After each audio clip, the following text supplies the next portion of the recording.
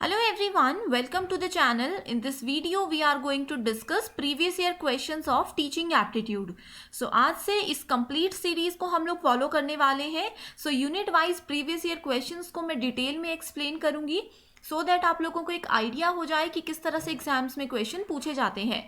And इन्हीं previous year question की help से मैं आपको गारंटी देती हूँ कि आप लोग एग्जाम को क्वालिफाई कर सकते हो. आज हम लोग नवंबर 2020 में पूछे गए टीचिंग एप्टीट्यूड के क्वेश्चंस को डिस्कस करने वाले हैं. हमारा पहला क्वेश्चन है, identify the teaching strategies which are employed during indirect instruction. Indirect instruction से डायरेक्ट क्वेश्चन पूछा गया है. ऑप्शंस है emphasising direct and indirect exemplars, presenting the stimulus material, inquiry based question answer session and presenting, asking and providing the feedback, promoting problem solving approach. जैसे कि अभी मैं आप लोगों को डायरेक्ट पढ़ा रही हूँ, ये होता है डायरेक्ट इंस्ट्रक्शन. इनडायरेक्ट इंस्ट्रक्शंस होता है किसी और चीज़ की हेल्प से, ठीक है, कोई और एड यूज़ करके मैं अगर आप लोगों को पढ़ाती, ठीक है. यहाँ पे सबसे पहला जो है इसकी स्ट्रेटेजी में आएगा emphasizing direct and indirect exemplars, ठीक है. डायरेक्ट एंड इनडायरेक्ट एग्जाम्पलर्स को हम यूज़ कर सकते हैं. ये है राइट ऑप्शन. इसके बाद देखेंगे ऑप्शंस में कहाँ कहाँ पे ए है. इन दोनों ऑप्शंस में ए कहीं पे भी नहीं है, तो इसको हम लोग डायरेक्टली एलिमिनेट कर देंगे, ठीक है. नेक्स्ट राइट ऑप्शन है हमारे पास inquiry based question answer session. ऐसे क्वेश्चन अगर कोई टीचर पूछे जिससे कुछ इंक्वायरी भी होती है, स्टूडेंट्स का नॉलेज भी बढ़ेगा, वो भी इंपॉर्टेंट है, ठीक है. सी ऑप्शन यहाँ पे दोनों जगह है. नेक्स्ट आते हैं हमारे पास promoting problem solving approach. Students में जो प्रॉब्लम सॉल्विंग अप्रोच होती है उस चीज़ को हम कैसे प्रमोट कर सकते हैं, उस चीज़ को कैसे एनहांस कर सकते हैं स्टूडेंट में, ये भी एक ऑप्शन होता है इनडायरेक्ट इंस्ट्रक्शन का, ठीक है. यहाँ पे राइट आंसर है ए, सी एंड ई. एंड ये जो टॉपिक है ये पूछा गया है फ्रॉम नेचर ऑफ टीचिंग.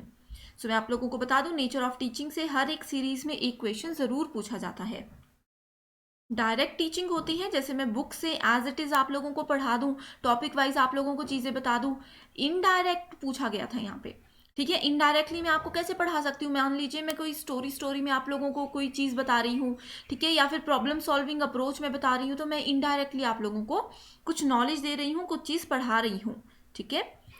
हमारा अगला क्वेश्चन है, in which level of teaching the teacher's role is more active rather than being interactive.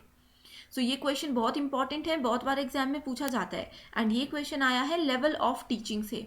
ये मैं आप लोगों को बता चुकी हूँ, टीचिंग के 3 लेवल्स होते हैं, memory, understanding and reflective level. इन्हीं से क्वेश्चन जरूर आता है, ठीक है. बहुत बेसिक, बहुत छोटा सा टॉपिक है ये. टीचिंग का वो कौन सा लेवल है जहाँ पे टीचर का रोल जो है वो बहुत एक्टिव होता है लेकिन इंटरएक्टिव नहीं होता है, ठीक है. वो है हमारा मेमोरी लेवल. राइट आंसर है ऑप्शन नंबर 1, ठीक है.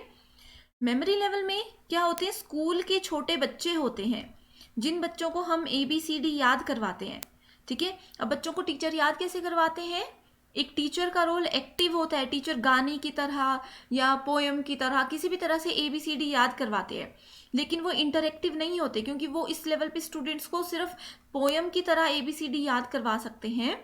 उनको ये नहीं बता सकते ए फॉर एप्पल होता है एंड एप्पल का क्या यूज़ होता है, एप्पल कैसे ग्रो होते हैं, ये सब चीज़ें नहीं होती. सबसे बेसिक लेवल होता है मेमोरी लेवल, ठीक है.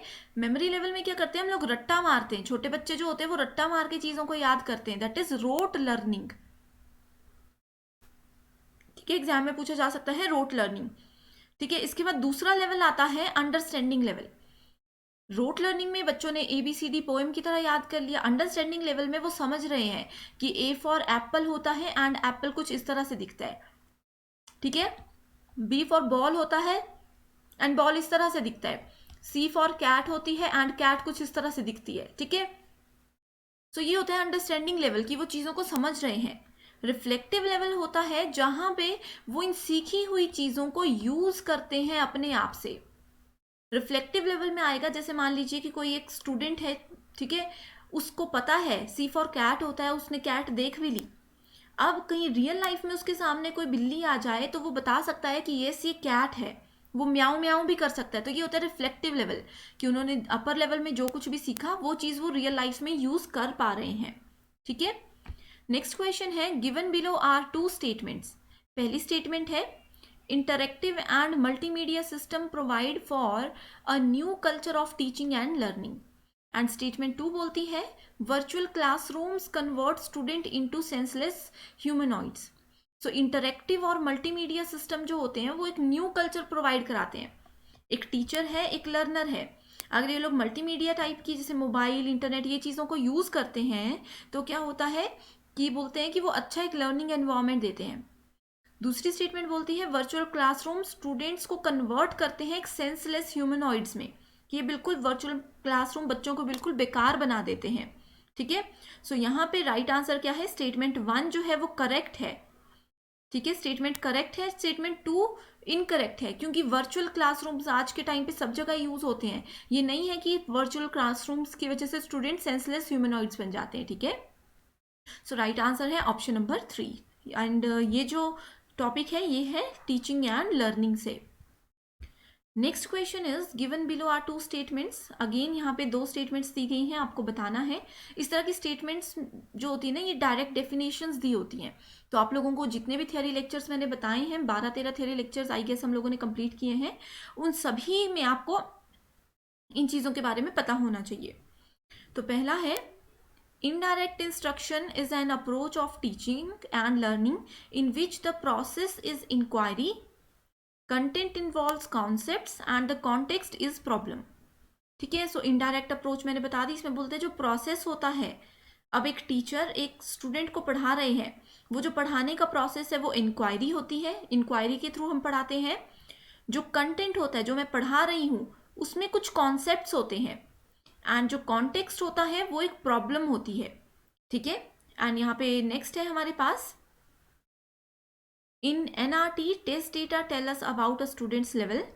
ठीक है, यानी कि जो भी हमारे एनआरटी होते हैं उसमें टेस्ट डेटा बताता है हमें स्टूडेंट के लेवल के बारे में of proficiency in mastery of some skills और सेट ऑफ स्किल्स. तो कौन सी स्टेटमेंट करेक्ट है कौन सी इनकरेक्ट है ये आप लोगों ने यहाँ पे हमें बताना है. ठीक है, सो यहाँ पे राइट आंसर है option number 3, that is statement 1 is correct and 2 is incorrect. ठीक है, सो टीचिंग एंड लर्निंग से ही ये क्वेश्चन पूछा गया है. सो हमारा आज का नेक्स्ट क्वेश्चन है which of the following teacher competency belongs to domain of personality and attitude. So वो टीचर का कौन सा कॉम्पिटेंसी है जो कि पर्सनैलिटी एंड एटीट्यूड इन दोनों से ही मिलती जुलती है, इन दोनों से ही बिलोंग करती है. ठीक है, सो ये भी बिल्कुल बेसिक क्वेश्चन है जो कि एग्जाम में पूछा जाता है. सो यहाँ पे है locus of control and self efficiency, managing and monitoring, planning and instructing, personalising and contextualising. So यहाँ पे राइट आंसर है option number 1, that is locus of control and self efficiency. ठीक है, सो टीचर की ये जो क्वालिटीज हैं control and self efficiency ये इंपॉर्टेंट होती है. ठीक है, सो ये क्वेश्चन पूछा गया है टीचर की कैरेक्टरिस्टिक्स से, एंड इसके साथ ही टीचर की कैरेक्टरिस्टिक्स के अलावा लर्नर्स कैरेक्टरिस्टिक्स से भी क्वेश्चन पूछे जाते हैं. ठीक है, सो इसी तरह से ये थे हमारे आज के 5 क्वेश्चंस. नेक्स्ट वीडियो में हम लोग नेक्स्ट एग्जाम के 5 क्वेश्चंस को डिस्कस करेंगे, एंड आई होप आप लोगों के लिए वीडियो हेल्पफुल रही है. So thanks for watching.